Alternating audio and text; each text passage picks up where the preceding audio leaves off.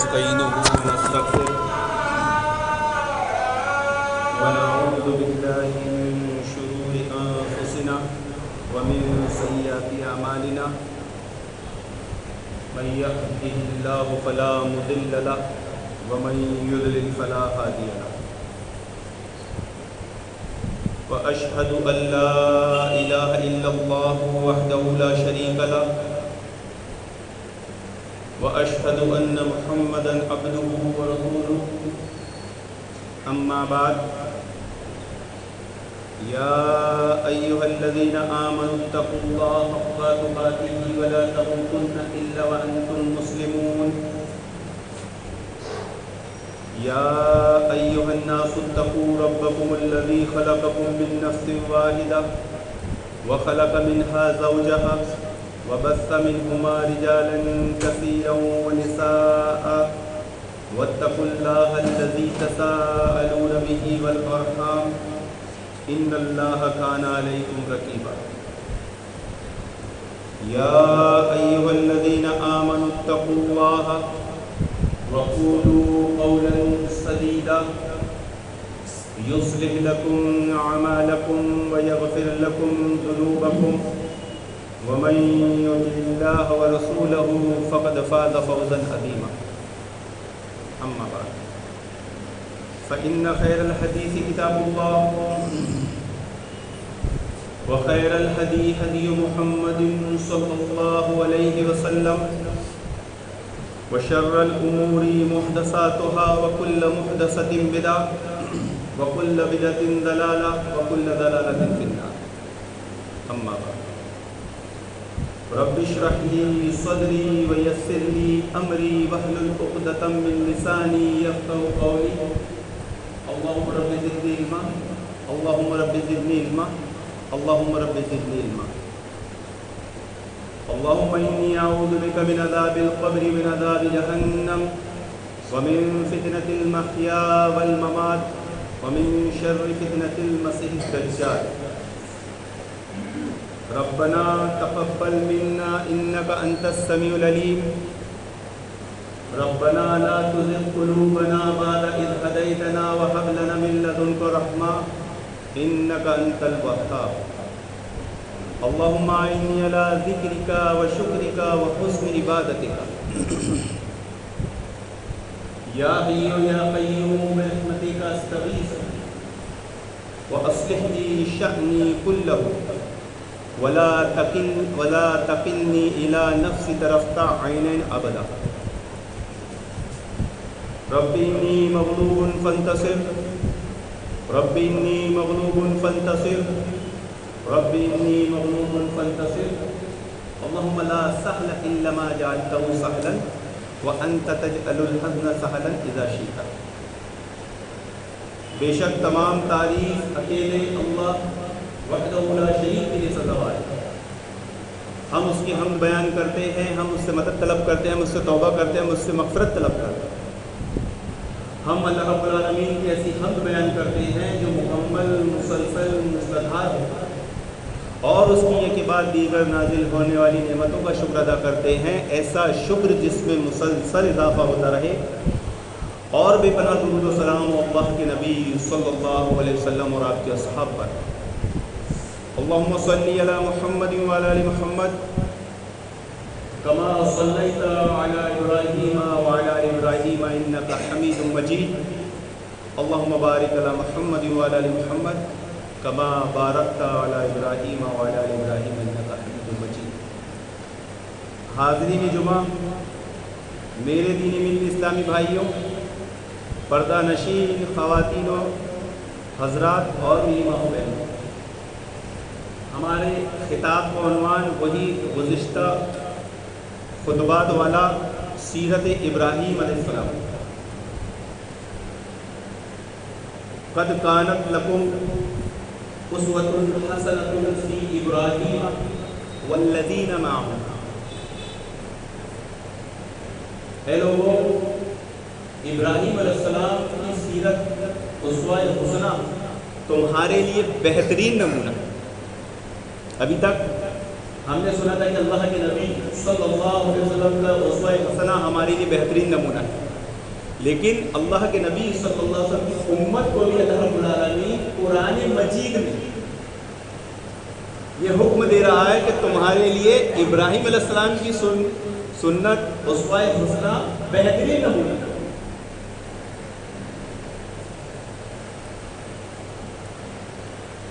یہ بات جو قرآن مجید میں کہی گئی ہے والذین معہ، اور ان کے ساتھ ان کے اصحاب جو تھے، صرف ابراہیم علیہ السلام کا اسوہ حسنہ یا بیان نہیں کیا گیا، بلکہ والذین معہ جو ان کے ساتھ ان کے اصحاب تھے، جو لوگ تھے، جو ان کے صحابی تھے، وہ بھی تمہارے لیے اسوہ حسنہ ہے.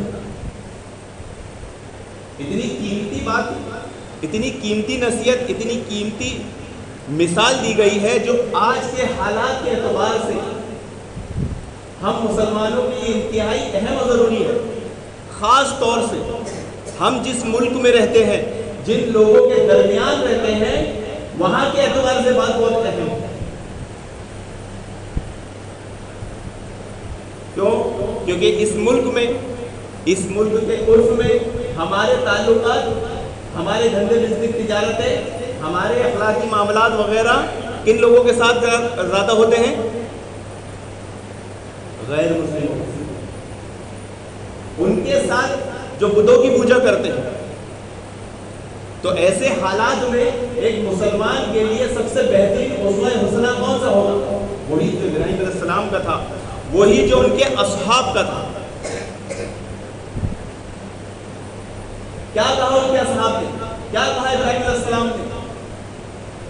سیدھے بیزاری کا اظہار کر، بتوں کی عبادت کرنے والوں سے بیزاری کا اظہار کر دیا، کہہ دیا کہ ہماری اور تمہاری دشمنی قیامت تک رہے گی، ہم کبھی دوست نہیں ہو سکتے، ہمارے تمہارے درمیان بغض و عداوت ہے. کس بنا پر؟ کیونکہ تم اللہ تعالیٰ کو چھوڑ کر بتوں کی عبادت کرتے، تم اللہ تعالیٰ کو چھوڑ کر بتوں کی پوجا کرتے. تو ایسے حالات میں جب ہم جی رہے ہیں تو ہمارے لیے بہترین اسوہ حسنہ کون سا ہوگا؟ ابراہیم علیہ السلام ان کے اصحاب کا، کہ ان کی سیرت کو دیکھیں، ان کی سیرت کو سمجھیں، ان کی سیرت کو پڑھ کر ہم یہاں کے حالات میں زندگی گزاریں گے تو ہم کتاب و سنت کے مطابق زندگی بھی گزار سکتے ہیں اور دعوت و تبلیغ کا کام بھی کر سکتے ہیں. یہ کوئی آسان معاملہ نہیں ہے محترم حاضرین. یہاں کہہ دینا بہت آسان ہے، عملی طور پر عمل کرنا بہت مشکل ہے. کہ ایسے حالات میں جب آپ جہاں رہتے ہیں اور جہاں اکثریت ان لوگوں کی ہو جو بت پوجا کرتے ہیں، تو ان کے درمیان آپ کو کیسے رہنا ہے، کیسے دعوت کا کام کرنا ہے، وہ بتایا گیا. سب سے پہلا مسئلہ کہ دینی طور پر آپ ان سے دوستی نہیں کر سکتے. لاکھ آپ کے بزنس تجارتیں ہو، لاکھ آپ کے معاملات اخلاق ہو، لاکھ آپ ان کے کسٹمر ہو یا وہ آپ کے کسٹمر ہو، دینی طور پر آپ دوستی کا اظہار دوستی نہیں کر سکتے. جو دینی طور پر مشرکین سے دوستی کرے گا وہ انہی میں سے شمار ہوگا، وہ بھی مشرک ہے. اور یہ بہت بڑا المیہ ہے اس امت کے لیے، دور حاضر کے لیے، کہ آج امت مسلمہ کی بڑی تعداد یہ بات نہیں جانتی اور مشرکین سے دلی محبت رکھتی ہے، ان کی خوشیوں میں خوش ہوتی ہے، ان کے غم میں غم کا اظہار کرتی ہے. سوال یہ آئے گا کہ ایسے حالات میں ہم جیے تو جیے کیسے؟ ایسے حالات میں ہم کریں تو کیا کریں؟ آسان سا مسئلہ. دینی معاملات میں آپ ان کو شامل نہیں کریں گے، دینی معاملات میں آپ ان کے شامل نہیں ہوں گے.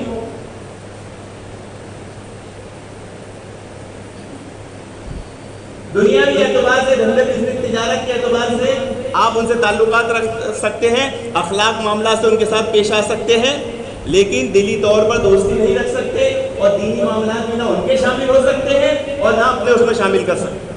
لیکن آج ان کے دینی تہوارات میں جایا جا رہا ہے، ہمارے دینی تہوارات میں بلایا جا رہا ہے، اور پھر دین سے اتنی بڑی دوری ہے کہ سوال بھی پوچھا جاتا ہے دیوالی کی مٹھائی کھا سکتے کہ نہیں، دیوالی کی مٹھائی لے سکتے کہ نہیں. اتنی توحید سے محرومی ہے، اتنی دین سے دوری ہے. اب یہ بھی مسئلہ آئے گا کہ ہمارے تعلقات ہیں، ہم ان سے دلی دوستی نہیں رکھتے. اب ہمارے تعلقات ہیں بجلی سے بلا کے مٹھائی کا ڈبہ دیتے ہیں، تحفہ دیتے ہیں، ہم کیا کریں؟ یہ بھی سوال آ جاتا ہے، لے سکتے کہ نہیں؟ ارے توحید کدھر سیکھا؟ توحید کدھر جانا؟ یہی تو موقع تھا دعوت تبلیغ کا۔ اللہ رب العالمین نے ابراہیم علیہ السلام کی اس سیرت جو بیان کیا ہے کیا ہے کہ ایک گھر میں اللہ کا سب سے بڑا دشمن ہے جو بت بناتا، بت کی پوجا نہیں کرتا، بت بناتا بھی ہے اور بیچتا بھی ہے، اور اسی گھر میں اللہ رب العالمین نے اپنا خلیل پیدا کر دیا۔ دو انتہاؤں کی لڑائی، دو انتہاؤں کی لڑائی، سب سے بڑا دوست، سب سے بڑا دشمن ایک ہی گھر میں۔ مثالیں مل رہی ہیں ہمیں ہماری زندگی میں کہ ہم اس ملک میں کیسے رہ سکتے ہیں۔ جب ان کے والد بت بناتے، ابراہیم علیہ السلام ابھی چھوٹے ہیں، بچوں کو بھی سیکھنا چاہیے کیسے توحید کا کام ہے۔ اور ابراہیم علیہ السلام جب بت بنا کے رکھتے یا ان سے بت خرید کر لوگ لے جاتے، وَإِذْ قَالَ لِأَبِيهِ وَقَوْمِهِ مَا هَٰذِهِ التَّمَاثِيلُ الَّتِي أَنتُمْ لَهَا عَاكِفُونَ، کہ جب وہ بتوں کو لے جاتے اور ان کے سامنے ادب و احترام سے بیٹھتے، یہ مسئلہ بھی ہمارے عرف کا ہے۔ بتوں کو تو چھوڑیے، غیر مسلموں کو تو چھوڑیے، آج مسلمانوں کا یہ حال ہے، قبروں کے سامنے، قبریں تو جانے کی بہت بڑی بات ہو گئی، کنڈوں کے سامنے، مٹی کے کنڈے اس کے سامنے ادب و احترام سے بیٹھتے۔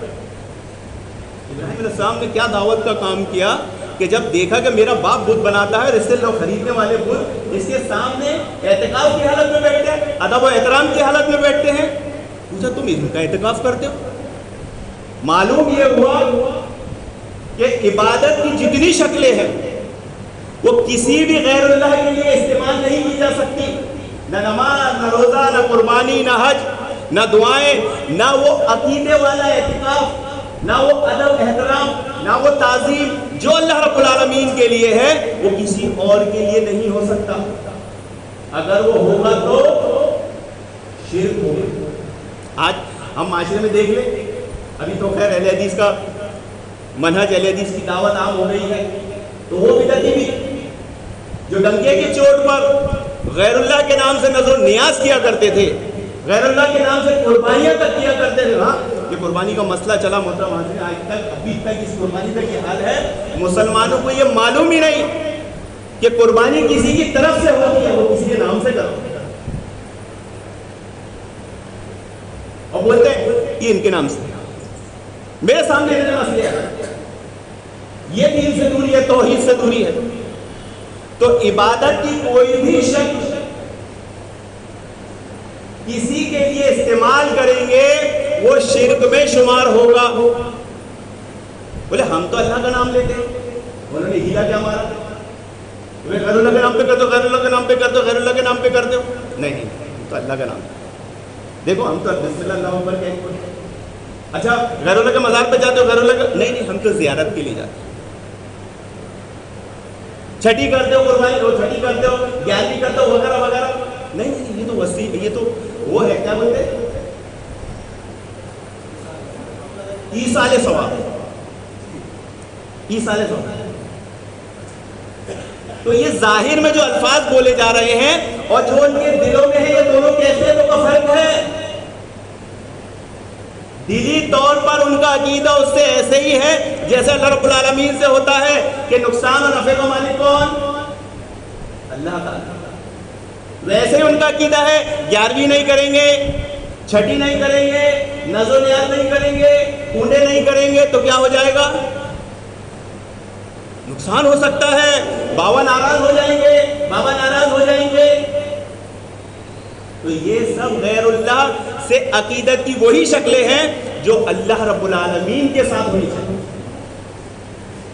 تو کیا پیارا طریقہ ابراہیم علیہ السلام کی سیرت سے ملا کہ ایسے حالات میں جب ہم جی رہے ہوں جہاں ایسے لوگ موجود ہوں جو بتوں کی عبادت کرتے ہیں، تو وہاں ہم اس انداز میں کہہ سکتے ہیں بھائی یہ دیوالی کی مٹھائی میں نہیں لوں گا، کیوں؟ کیونکہ غیر اللہ کے نام ہے، ہم صرف اللہ کے نام کا کھاتے ہیں۔ تو لے سکتے کہ نہیں؟ مسئلہ ختم ہو گیا، مسئلہ کلیئر ہو گیا، نہیں لے سکتے۔ اور نہیں لے سکتے میں دعوت تبلیغ توحید کی دعوت کو عام کریے، اچھے انداز میں کیجیے، برے انداز میں مت بولیے۔ پھر ہم نے ابراہیم علیہ السلام کی سیرت پڑھی، کافی لمبی سیرت ہے، اگر بیان کریں گے تو بہت سارے خطبے نکل جائیں گے۔ کہ ایک وہ دن آیا کہ جب قوم ایک تہوار منانے کے لیے پورے شہر سے باہر جاتی تھی، پوری قوم باہر چلی جاتی تھی، شہر خالی ہو جاتا تھا، بستی خالی ہو جاتی تھی۔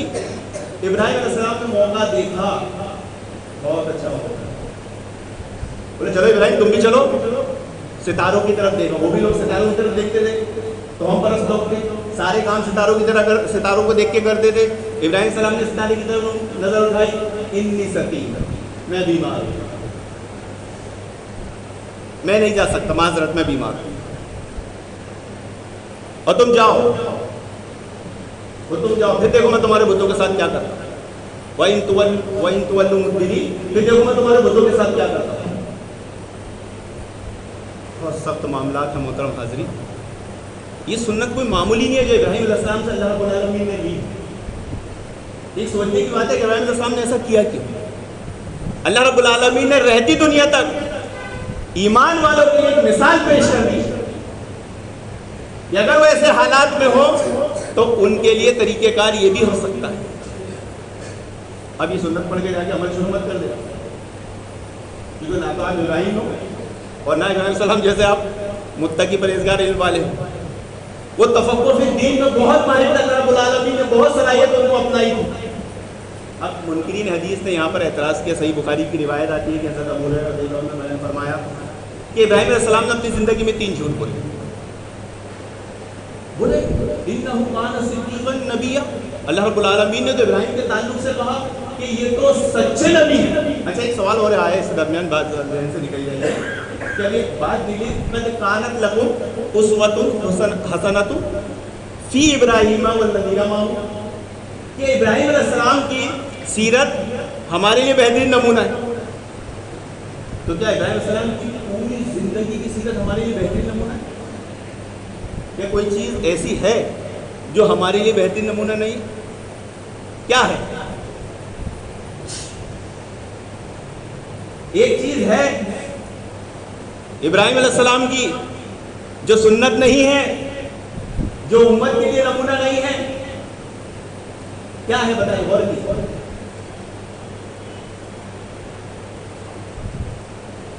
نبی کی ایک چیز امت کے لیے سنت نہیں، امت کے لیے نمونہ نہیں، اس میں بھی سبق ہے، اور وہ ہے اپنے والد کے لیے مغفرت کی دعا کرنا۔ ابراہیم علیہ السلام نے اپنے والد سے دعا عہد لے لیا تھا نا، میں آپ کے لیے مغفرت کی دعا کروں گا، اللہ رب العالمین نے قرآن مجید میں کہہ دیا یہ طریقہ ابراہیم کا درست نہیں ہے، مشرکوں کے لیے کبھی بھی دعائے مغفرت نہیں کی جائے گی۔ تو ابراہیم علیہ السلام کی پوری سیرت نمونہ ہے، پوری زندگی نمونہ ہے، صرف ایک عمل کو چھوڑ کر، اور آپ نے عہد کر لیا تھا اللہ تعالیٰ سے بھی، تو آپ آخرت میں بھی بروز قیامت یہ دعا کریں گے، اے اللہ میرا والد، اے اللہ میرا باپ، اور تو نے تو کہا تھا میں ذلیل نہیں ہوں گا، تو مجھے ذلیل نہیں کرے گا۔ آج اس سے بڑی ذلت کیا ہوگی کہ میری آنکھوں کے سامنے میرا باپ جہنم میں ڈالا جائے گا۔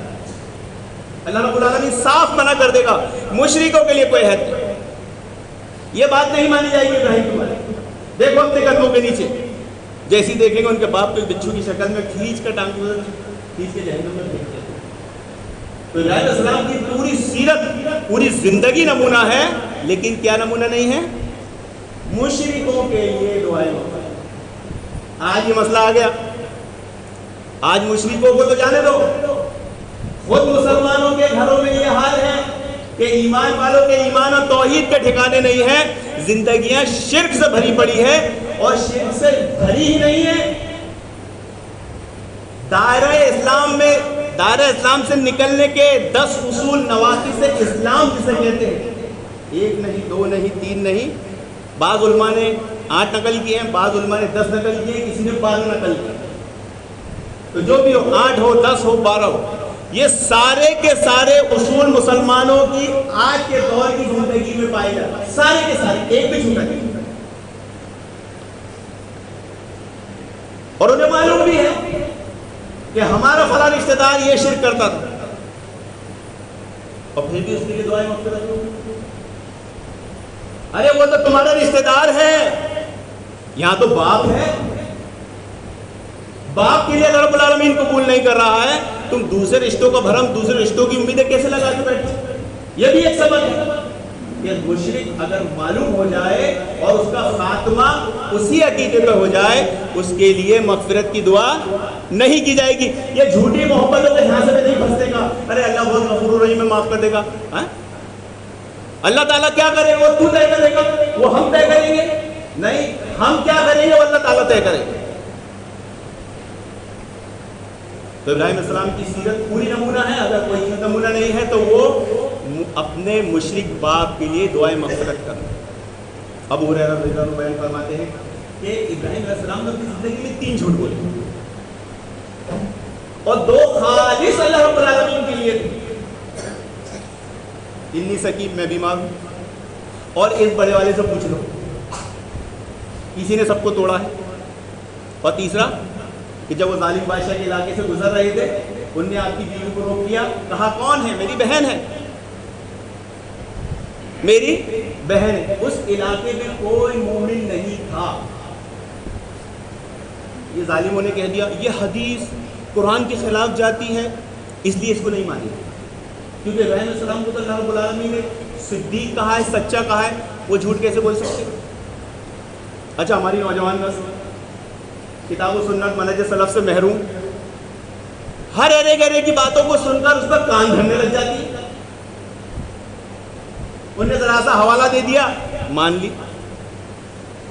پہلی بات تو ان کی بات سننا نہیں چاہیے۔ پہلی بات، اگر آپ نے سن لیے ہیں تو کم سے کم علماء کی طرف رجوع کر کے اس کی تحقیق کرو، اس کی تصدیق کرو، اس کو جانو، اس کے بعد اس کو ایمان کرو۔ یہ کیا ہوا کہ کسی کی بات سن لیے اور علماء کی طرف رجوع کیے بنا، کتاب و سنت منہج سلف کو چھوڑے بنا اس پر ایمان لیا۔ تو 2 جھوٹ جس کا تذکرہ حدیث میں آ رہا ہے وہ تو قرآن نے ہی نقل کی ہے، انی سکیم قرآن کی آیت ہے، تب کیا کرے گا؟ قرآن کو نہیں مانے گا، قرآن کو جھٹلا دے گا، حدیث کو تو تمہیں جھٹلا دیا تھا۔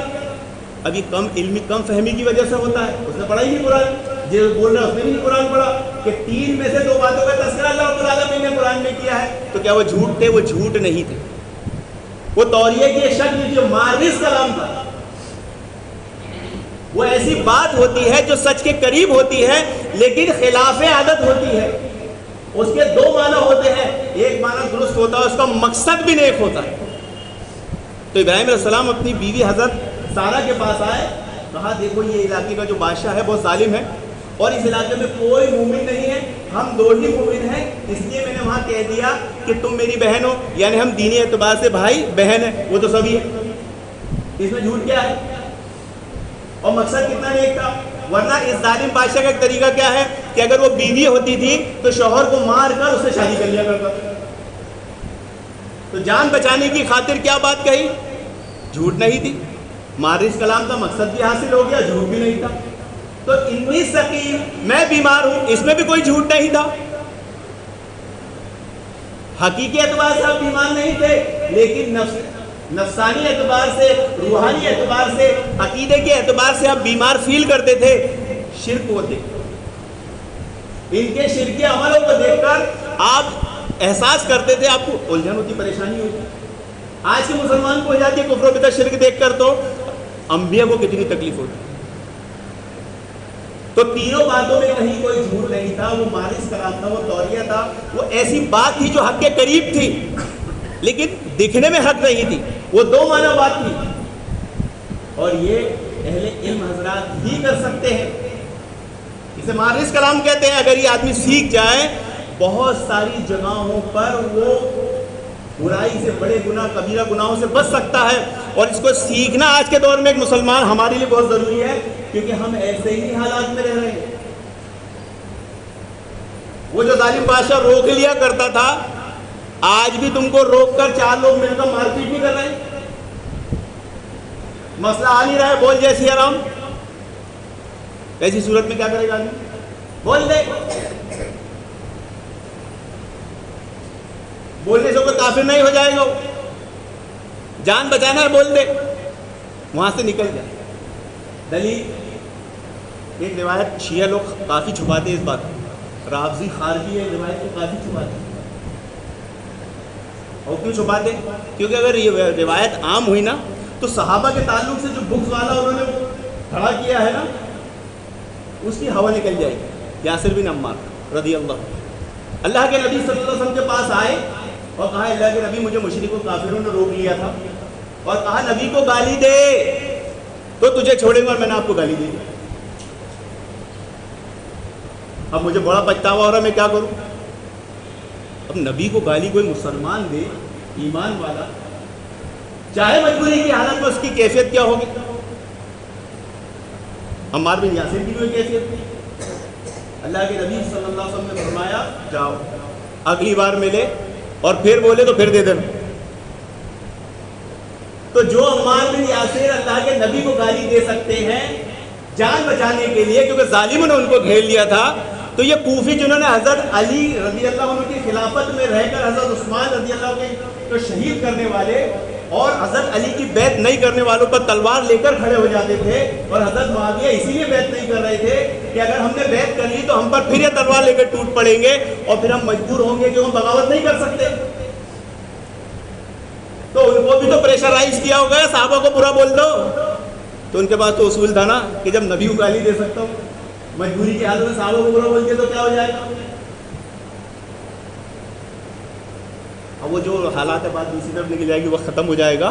تو ابراہیم علیہ السلام نے اپنی بیوی سے کہا حضرت سارہ سے کہ ایسے حالات ہیں، وہ یہاں کوئی مسلمان نہیں، ہم دو ہیں، میں نے دینی اعتبار سے کہہ دیا، اب تم جا کر وہاں کچھ اور مت بول دینا کہ کہیں میں جھوٹا بن جاؤں. سارہ علیہ السلام کو بلایا، کون ہے بھائی ہے؟ پھر بھی وہ ظالم کی نیت، کیونکہ بہت خوبصورت تھی، دنیا کی سب سے خوبصورت عورتوں میں سے تھی. اپنے اصول سے پھر گیا کہ میں صرف بیویوں کو ہاتھ لگاتا ہوں، بہنوں کو ہاتھ نہیں لگاتا. ان کی خوبصورتی دیکھ کر ظالم نے ہاتھ بڑھایا، اللہ رب العالمین کا عذاب کا کوڑا برسا، ہاتھ سوکھنے لگ گیا. تو ہاتھ واپس کھینچ لیا اور کہا میرے لیے دعا کرو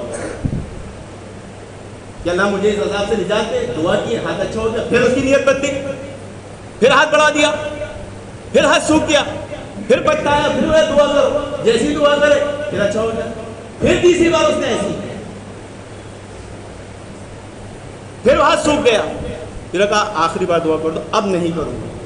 اور جب اس کا ہاتھ اچھا ہوا اس کو احساس ہو گیا کہ یہ بہت بڑی شخصیت ہے. تو اپنے توبہ کے لیے، اپنے اس عمل سے کے پچھتاوے کے لیے اپنی بیٹی کو ان کی خدمت میں دے دیا، حضرت ہاجرہ. اور جب حضرت ہاجرہ کو حضرت سارہ لے کر آ رہی تھی نا تو ابراہیم السلام نماز پڑھتے کھڑے ہوئے. جب نماز پڑھنے کے بعد اشارہ یہ کیا ہے، یہ کون؟ تو اللہ تعالیٰ نے کافر اور فاجر کے فریب کو اسی پر لوٹا دیا. کہاں وہ مجھ پر ہاتھ ڈال رہا تھا اور کہاں اپنی بیٹی اس نے آپ کو دے دی.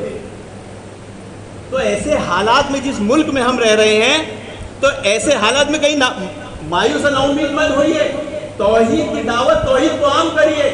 یہ حالات آپ پہ سخت آئیں گے اور آپ کی اس توحید پر ثابت قدمی کی وجہ سے ہی حالات بدلیں گے. کہ جو سارہ اسلام کی عزت وہ لوٹنے جا رہا تھا، اس توحید کی برکت سے اس نے اپنی عزت ان کو دے دیا. تو ایسے حالات میں ہم توحید پر جمے رہے، ثابت قدم رہے، اس توحید کی دعوت کو عام کریں. تو ابراہیم علیہ السلام جب بتوں کے سامنے گئے، اس میں بہت اچھی حکمت والی باتیں ہیں.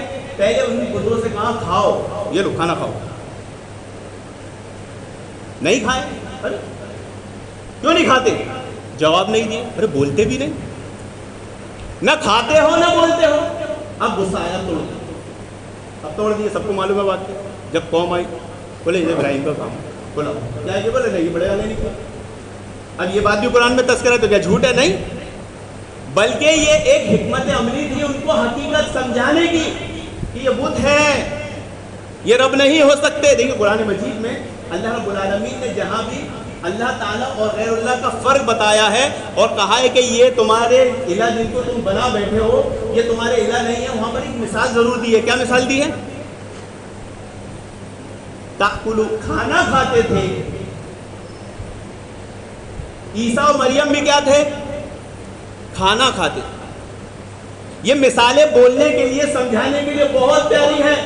यहाँ बोलना, खाना का तस्करा है, सुनने का कम है। आप देखिए शैतान ने कैसा झांसा दिया है कि मुर्दे सुनते हैं, अकीदा फैलाया गया। ये नहीं फैलाया गया कि मुर्दे बोलते हैं, क्योंकि वो दिखाई दे जाएगा, बोलते नहीं भाई, कहाँ बैठा बोल रहा था। सुनने वाला कैसे पता चलेगा सुनते के नहीं? तो इब्राहिम अलैहिस्सलाम ने बोलते भी नहीं, इब्राहिम अलैहिस्सलाम ने तोड़ दिया।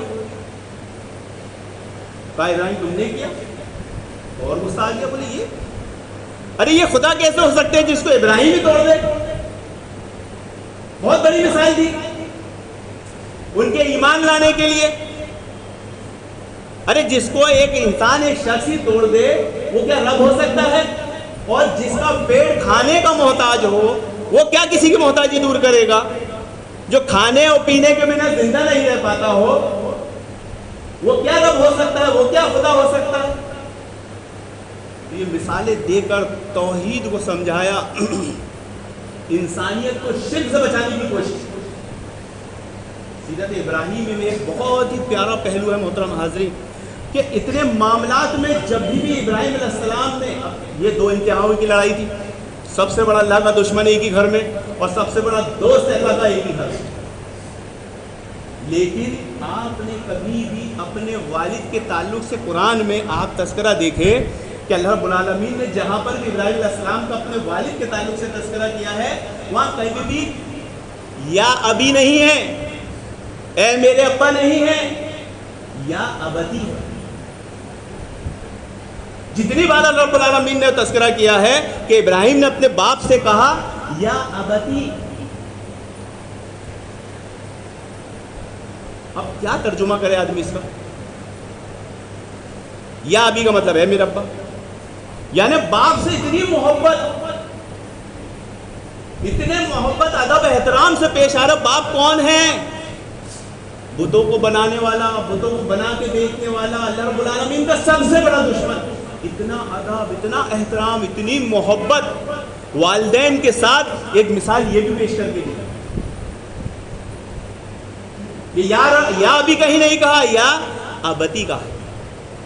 आज ये अदब एहतराम इस माशरे से खत्म हो चुका है। लेकिन इसका एक मसला क्या है मोहतरम हाज़रीन, कि ये उसूल सिर्फ औलाद के लिए हमने खास कर रखा है, जबकि शरीयत इस्लामिया ये बात बताती है कि छोटों को चाहिए कि वो अपने बड़ों का एहतराम करे, उनसे ज़बान दराजी ना करे। लेकिन बड़ों की भी जिम्मेदारी है कि वो अपने छोटों के साथ रहमत और शफकत के साथ पेश आए, रहम के साथ पेश आए, मोहब्बत के साथ पेश आए। वो अदब एहतराम इस माशरे से ख़त्म होता जा रहा है मोहतरम हाज़रीन। आपने वो वीडियोस देखे होंगे, कोई शख्स एक हाथ बढ़ाता है, हाथ चूम लेता है। अरे ये हाथ चूमना, एक शख्स हाथ बढ़ाता है, हाथ चूमता है, पीछे कर लेता है। लेकिन वहीं एक अहले तौहीद, एक मुस्लिम मुमलिकत का सरबराह जब हाथ बढ़ाता है, लोग उसके हाथ चूमते हैं, वो हाथ पीछे नहीं करता। तो हमारे इस माशरे समाज में हाथ चूमने के ताल्लुक से भी कि अदब खत्म हो गया, एहतराम खत्म हो गया, उसको भी शिर्क बिदअत समझ लें।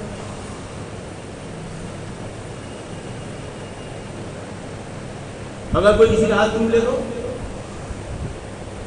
शरीयत इस्लामी में सर का बोसा लेना, पेशानी का बोसा लेना, हाथ चूमना, यहाँ तक के पाँव को छूना भी जायज़ है। लेकिन मनहज सलफ किताब और सुन्नत से महरूमी का नतीजा है कि आज तौहीद को शिर्क को तौहीद बना दिया गया। अदबुल मुफरद में इमाम बुखारी बेशुमार रिवायतें लाए हैं। एक रिवायत में आता है कि हज़रत फातिमा रज़ियल्लाहु अन्हा जब अल्लाह के नबी सल्लल्लाहु अलैहि वसल्लम से मिलने आती, अल्लाह के नबी सल्लल्लाहु अलैहि वसल्लम उठकर उनकी तरफ बढ़ते, उनका हाथ पकड़ते, उनका बोसा लेते, उन्हें अपनी जगह पर बिठाते।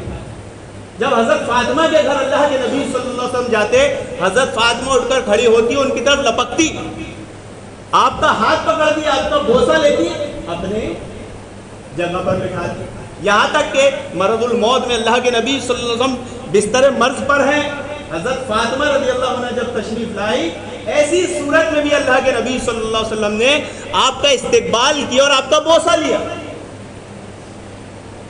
ایک ویڈیو، ایک قاضی صاحب نکاح پڑھا رہے ہیں، نکاح پڑھانے کے بعد دلہن کی بوسہ لیے، پھیلا دیے، دیکھو قاضی کی نیت خراب. ابھی ایک چل رہی ہے، ایک بیوہ عورت کا بچہ حافظ بنا، حافظ بننے کے بعد اپنے بیٹے کا بوسہ لی، اس کو پھیلا دیے کہ شوہر مر گیا تو بیوی نے، ماں نے بیٹے سے شادی کر لی. چہرے کے بوسے سے مراد پورا چہرہ ہے، بس شہوت کی نیت نہیں ہونی چاہیے. باپ بیٹی کا بوسہ لے سکتا ہے چاہے وہ جوان ہو، بچے والی ہو، کتنی عمر والی ہو.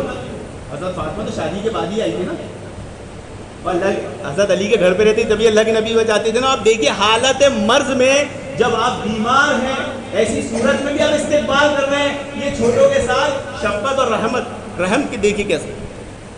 آج بزرگوں میں سے ایک چیز ختم، چھوٹوں میں سے ادب ختم. تو سلف الصالحین سے ادب، احتراماً بوسہ لینا، سر کا بوسہ لینا، ہاتھ کا بوسہ لینا، چہرے کا بوسہ لینا، پاؤں کا بوسہ لینا جائز ہے، صحیح. ایک روایت میں آتا ہے کہ عبد القیس کا وفد جب اللہ کے نبی صلی اللہ علیہ وسلم کی خدمت میں آیا، اور جیسے انہیں اللہ کے نبی صلی اللہ علیہ وسلم کو دیکھے، خوشی کے مارے اپنی سواریوں سے اتر کے دوڑے اور جا کر آپ کے ہاتھ اور پاؤں کا بوسہ لیا. اور ایک صحابی سلمہ بن اقوا، جب ان کو دیکھے لوگوں نے کہ تو صحابی رسول ہے، تو انہوں نے اپنے ہاتھوں کو اپنی چادر سے نکالا، کہا یہ وہی ہاتھ ہیں جن سے میں نے اللہ کے نبی صلی اللہ علیہ وسلم کی بیعت کی. وہ بیعت کی اہمیت بتا رہا ہے، میں نے اپنے آپ کے صحابی ہونے کی فضیلت بیان کر. لوگوں نے صرف اتنا دیکھا اور ان کے ہاتھوں کو پکڑ کے چوم لیا. تو ہاتھوں کو چومنا، ہاتھوں کا بوسہ لینا، سر کا بوسہ لینا، رخسار کا بوسہ لینا، قدموں کو چومنا. جیسے آپ ویڈیو دیکھے ہوں گے کہ دو بچے ایئرپورٹ پر اپنے والدین کا انتظار کر رہے ہیں، جیسے والدین ایئرپورٹ سے گھر داخل ہوتے ہیں، ایک بیٹا جا کے قدموں میں گر پڑتا اور بوسہ لے لیتا. اب ہمارے اس میں جھکنا تو شرک ہے. تو اس کا جواز اس کا ہے کس بات پر، کس بنیاد پر کہ بوسہ کن لوگوں کا لیا جاتا ہے؟ والدین، قابل احترام شخصیتیں، اساتذہ، علماء، عادل حکمراں، عابد اور زاہد، متقی پرہیزگار عبادت ہے، ماموں، چچا، یہ قابل احترام لوگ ہیں، ان کا بوسہ لیا جا سکتا ہے.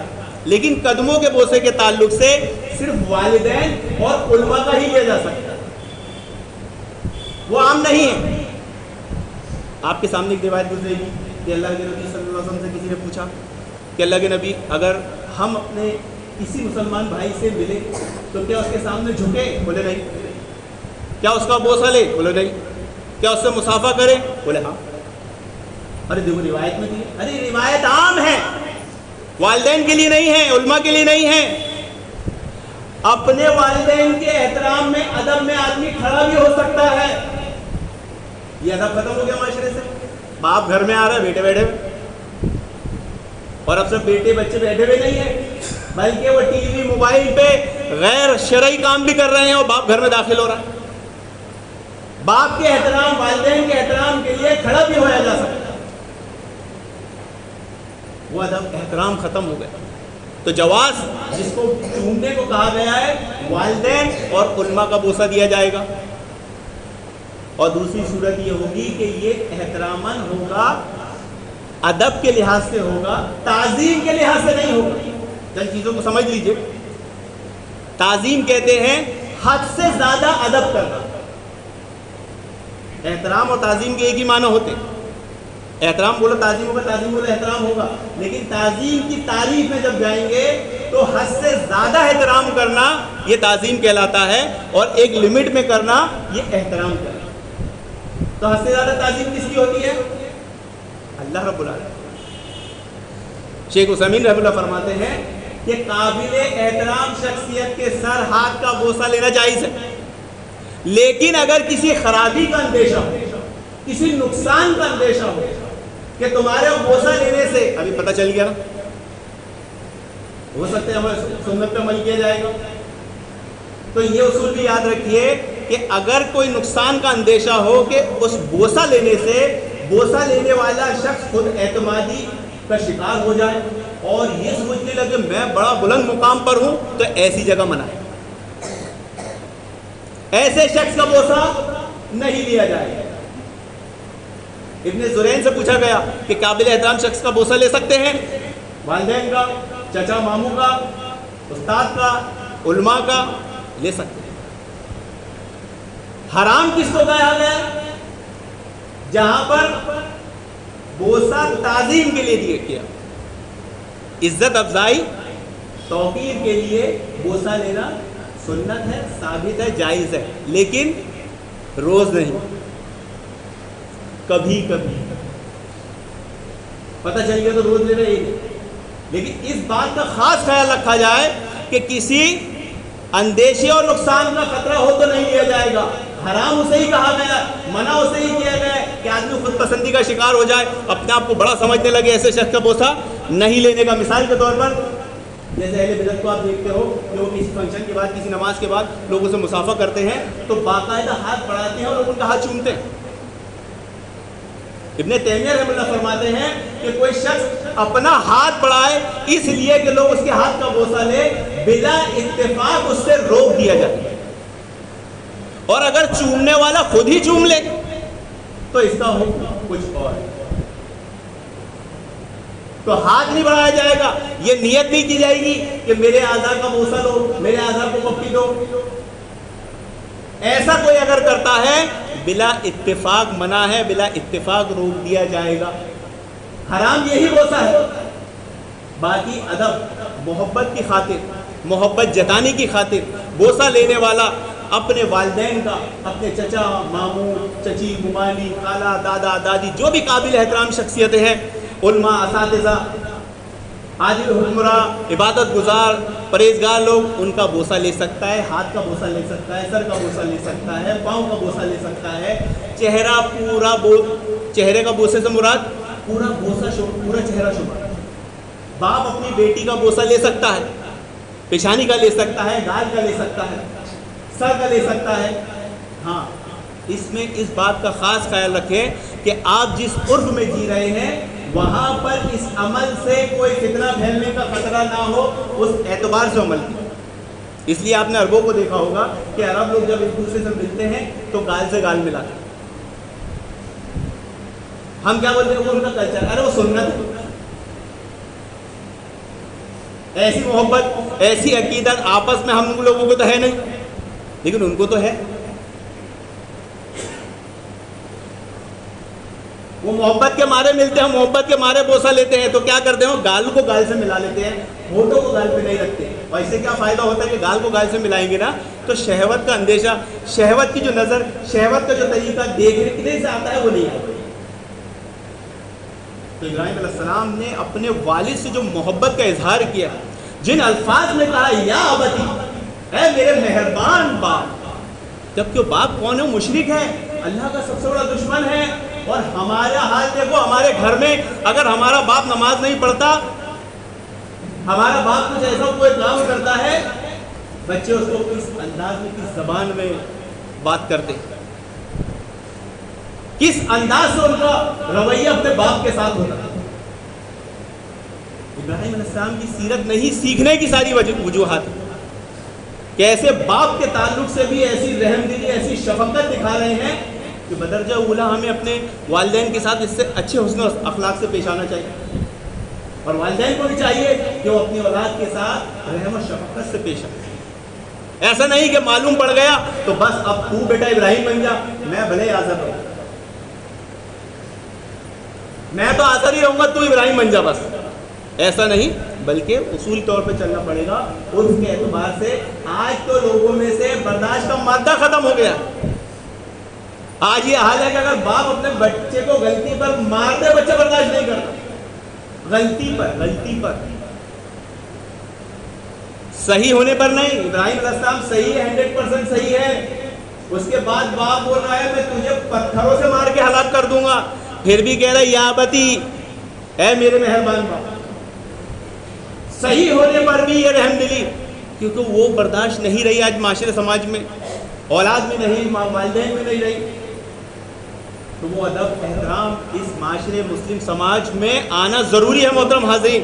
اور وہ کس سے آئے گا؟ سیرت ابراہیم. تو ابراہیم علیہ السلام کی سیرت ہمیں توحید کی دعوت اس عرف میں کس انداز میں کر سکتے ہیں، بہت اچھے انداز سے سکھاتی ہے اللہ رب العالمین. اللہ رب العالمین ہمیں سیرت ابراہیمی سیکھنے سمجھنے کی توفیق عطا فرمائے.